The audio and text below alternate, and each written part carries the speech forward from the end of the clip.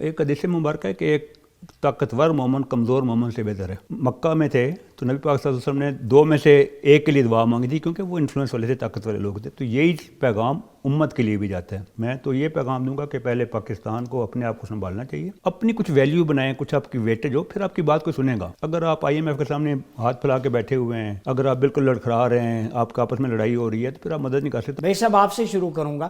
فلسطین کے بارے میں جو آپ صلی اللہ علیہ وسلم کی بشارات بھی ہیں، قرآن مجید میں بھی ذکر ہے، میں نے آیت کا سورہ انبیاء کا ذکر کیا، جس سے اللہ رب العزت نے اہل دنیا کے لیے بابرکت بنایا۔ اہل دنیا میں سارے مذاہب ہیں، چاہے وہ سامی الہامی ہوں غیر الہامی ہوں، سب کے لیے۔ تو اللہ تو انکلوسیونیس چاہتا ہے ہم سے، تو ہم آپس میں لڑ کے اس سرزمین کو پراگندہ کر رہے ہیں، یہ کیا وجہ ہے؟ بسم اللہ الرحمن الرحیم۔ یہ ایک بڑی ٹریجک سچویشن ہے جو انفولڈ ہو رہی ہے، پہلے غزہ میں ہوئی ہے، اور اس کے بعد ابھی تقریباً لاسٹ اکتوبر سے لے کے ابھی تک ہزاروں لوگ شہید ہوئے ہیں۔ آپ نے بتایا کہ ان کو پانی چاہیے لاشیں دھونے کے لیے، یا ان کو کرنے کے کفن کے لیے کپڑا چاہیے۔ تو ابھی وہ ٹریجڈی ختم نہیں ہوئی تھی کہ یہ شام میں یہ دوبارہ بغاوت ہو گئی ہے اور باغی گروپ جو وہ آ گئے۔ اس سے پہلے آپ نے امت کا بھی ذکر کیا۔ تو جہاں تک غزہ کا تعلق ہے، وہ تو ہمیں سمجھ آتا ہے کہ اس کے اوپر تو اسرائیل ہے، فرعونیت ہے، انہوں نے حملہ کیا، اور اس سے دو چیزیں بہت واضح ہوگی کہ امت برائے نام ہے۔ میں پریکٹیکلٹی کی بات کر رہا ہوں کہ 3 خلفاء کے بعد آپس میں لڑائی جھگڑا شروع ہو گیا، اور وہ لڑائی جھگڑا ہوتا رہا ہے، تھرو آؤٹ ہوتا رہا ہے، مسلمان آپس سے لڑتے رہے۔ اور یہ کوئی خالی دین اسلام کے ساتھ ایسا نہیں ہے، باقی مذاہب بھی آپس میں لڑتے رہے، کیتھولک اور پروٹسٹنٹ بھی لڑتے رہے آپس میں۔ یہ گراؤنڈ ریالٹی رہے، اگر ہم اس کو لیکن ان کو مینج کیا جاتا ہے، مینج کیا جاتا رہا نا، مینج کیا جاتا رہا۔ تو پہلے تو میں یہ کہا تھا کہ جو تو اسرائیل نے کیا وہ تو ایک دو ڈفرینٹ ہوا ہے نا۔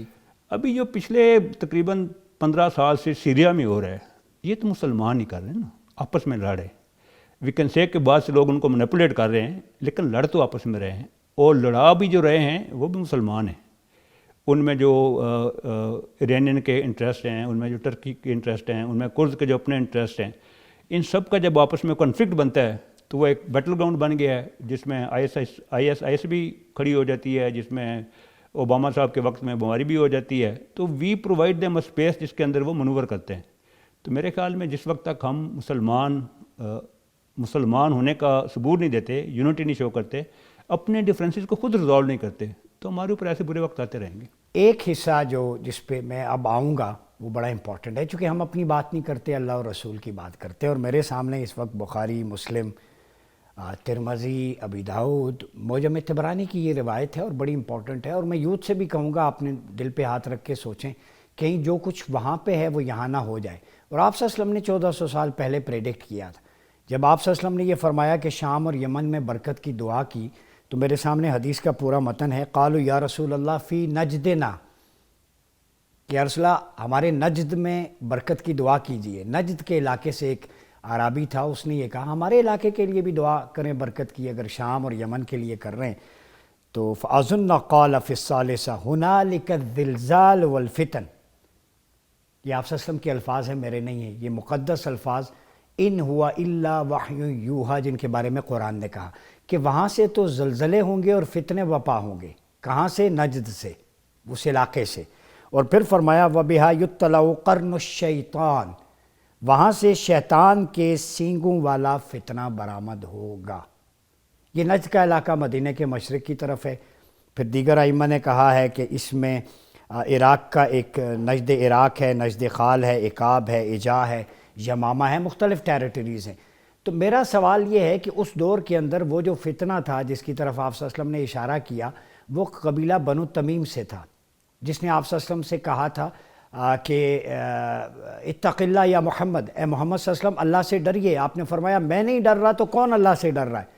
تو فرمایا اس کی نسل سے ایسے لوگ میری امت میں پیدا ہوں گے کہ جن کی نمازیں اور روزے اے صحابہ تم سے بڑھ کر ہوں گے، لیکن وہ ایسے دین سے نکلیں گے جیسے تیر کمان سے نکلتا ہے۔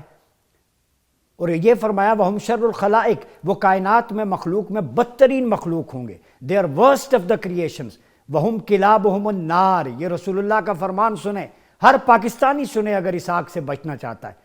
فرمایا کہ وہ جہنمی کتے ہیں, they are the dogs of the hell. اور یہ سلسلہ سیدنا علی نے نہروان میں ایلیمینیٹ کیا.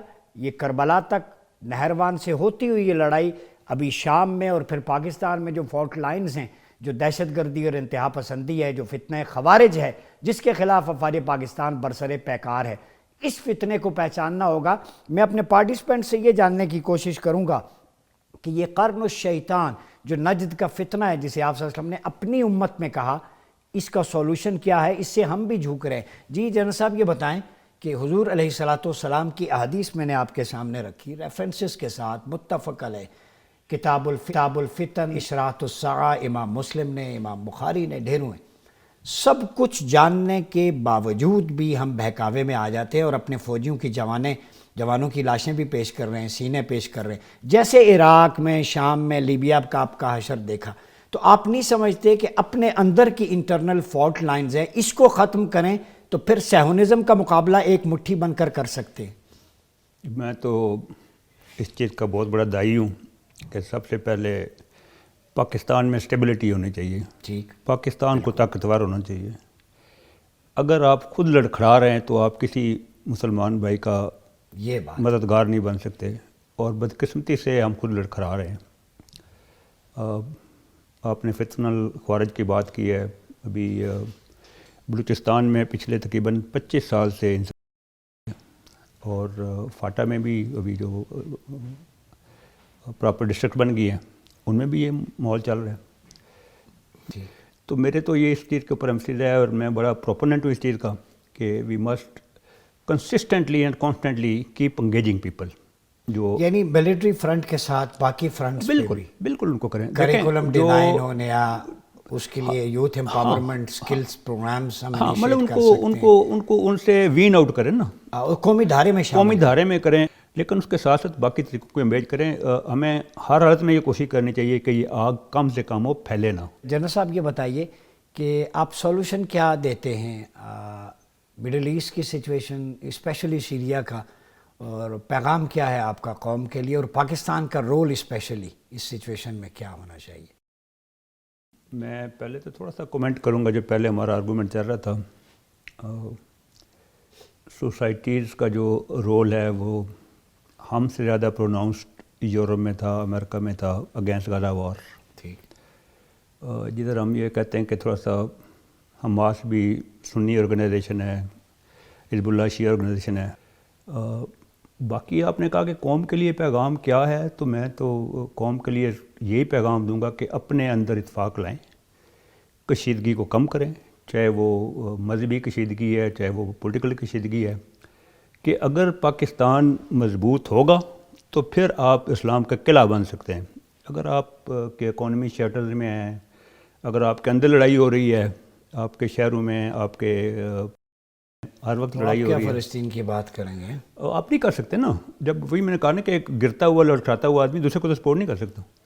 اور اگر آپ ہمارے مسلمانوں کے لیے آپ کے جتھے یہاں کیپٹل میں آ جاتے ہیں, ٹھیک ہے, سلوگنز لے کے کہ کفن لے کے آؤ, زندہ واپس نہیں جائیں گے, تو یہاں پہ مینیج نہیں کر پاتے, تو پھر آپ ہم اوپر کی کیا بات کریں؟ میں اس کو تھوڑا سا, چونکہ اس کو کافی ماشاءاللہ آپ نے پولیٹیکل پولرائزیشن احادیث پڑھ کے آپ نے ذکر کیا. تو ایک حدیث مبارکہ ہے کہ ایک طاقتور مومن کمزور مومن سے بہتر ہے. تو جب مکہ میں تھے تو نبی پاک صلی اللہ علیہ وسلم نے 2 میں سے ایک کے لیے دعا مانگی تھی, کیونکہ وہ انفلوئنس والے تھے, طاقتور لوگ تھے. تو یہی پیغام امت کے لیے بھی جاتا ہے, اور اس کے اگر چھوٹے آپ آ جائیں اکائی کے اوپر تو ملک کے اوپر جاتے ہیں. تو میں تو یہ پیغام دوں گا کہ پہلے پاکستان کو اپنے آپ کو سنبھالنا چاہیے, اپنی کچھ ویلیو بنائیں, کچھ آپ کی ویٹیج ہو, پھر آپ کی بات کو سنے گا. اگر آپ IMF کے سامنے ہاتھ پھیلا کے بیٹھے ہوئے ہیں, اگر آپ بالکل لڑکھڑا رہے ہیں, آپ کا آپس میں لڑائی ہو رہی ہے, تو پھر آپ مدد نہیں کر سکتے. تو میرا سب سے بہت ہی پیشنیٹ یہ پیغام ہے کہ اللہ تعالیٰ اس ملک میں امن لائے, اس ملک میں انڈرسٹینڈنگ ہو, تاکہ ہم ایک متحد اور اتفاق سے رہنے والی قوم بن کے ابھریں, اور پھر ہم باقی مسلمانوں کی مدد کر سکتے ہیں.